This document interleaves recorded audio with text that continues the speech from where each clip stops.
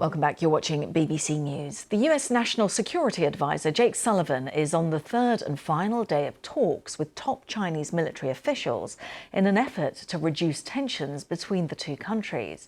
On Wednesday, Mr. Sullivan met with the Chinese Foreign Minister Wang Yi to set up a call between Presidents Joe Biden and Xi Jinping. The White House said that both sides welcomed ongoing efforts to maintain open lines of communication, including planning for a leader-level call in the coming weeks. Well, on China's influence in the Indo-Pacific region, the White House said that Mr. Sullivan underscored the importance of maintaining peace and stability across the Taiwan Strait. Well, our China correspondent Laura Bicker gave me the latest from Beijing. Security Advisor Jake Sullivan and China's Foreign Minister Wang Yi. The two have met on 4 other occasions. This is the 5th time, and they do seem able to talk for a very long time. We're into our 3rd day, so we're expecting an update within the next couple of hours. But the last update we did get did mention some progress. First of all, you've just mentioned that there will be a call between President Biden and President Xi in the coming weeks. Now, what we are wondering is whether or not that will lay the groundwork for a final meeting between the two presidents before President Biden leaves office. Is this unfinished business for the White House?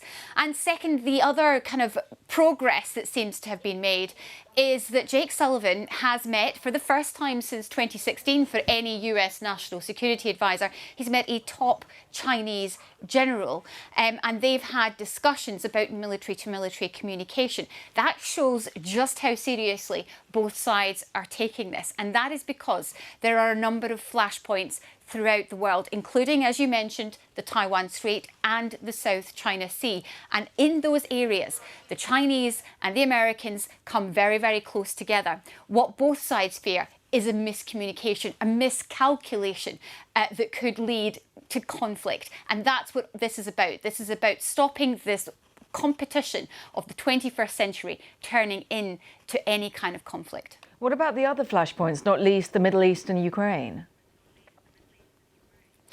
Well, there are a number of talking points that they'll need to get to. Ukraine is a big issue because over the last year, what we have seen is a number of US officials coming to Beijing warning China that they must stop helping any Russian firms with components that they could use in their war in Ukraine. Just a few months ago, we had the Secretary of State, US Secretary of State Antony Blinken here with a warning saying that they will follow through with sanctions if China does not act. That has happened, and a number of companies, Chinese companies, have been hit with US sanctions. China is furious about this. China says that it is trying to push for peace in Ukraine. When it comes to the Middle East, both have various influences in the Middle East, and I think they are both concerned about the Gaza war spiralling out of control. So that is something that they can collaborate on. We have heard also that they're collaborating on issues in the Korean Peninsula, issues on the war in Myanmar. So there are areas where the two can come together. They're also managing to kind of talk about the distribution of fentanyl. China has been accused in the past of supplying chemicals which is used to make fentanyl, which is creating an opioid crisis throughout the US. So there are ways, certainly, where they are collaborating on that to curb the supplies of chemicals that are reaching the US. So although this is a difficult relationship and they are trying to manage their differences, there are areas where they are managing to move some way forward. Well, thanks to Laura Bicker there on that US-China meeting. Let's turn to the US itself, because the FBI says it hasn't yet found a clear motive for the attempted assassination of Donald Trump last month. It said that the gunman, Thomas Crooks, had searched extensively online for events that involved both the former president and Joe Biden before settling on the Trump rally in Pennsylvania. Officers said that the gunman's online activity showed a mixture of ideologies, and there was no evidence of any co-conspirators. Our correspondent John Sudworth gave some background to this latest FBI briefing.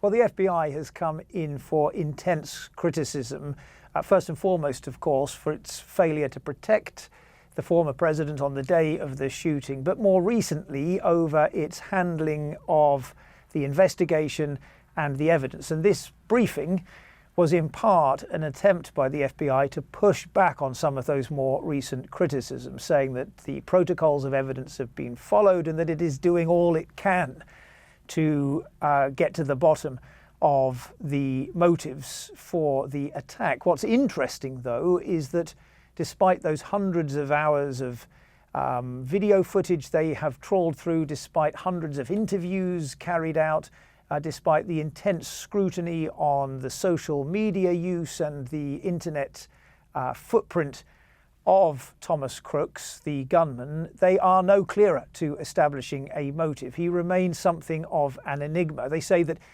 his social media use shows a mixture of views, no real clues there as to motive, and that although there was intensive planning leading up to the event, the evidence shows that Thomas Crooks was searching both Republican and Democrat events.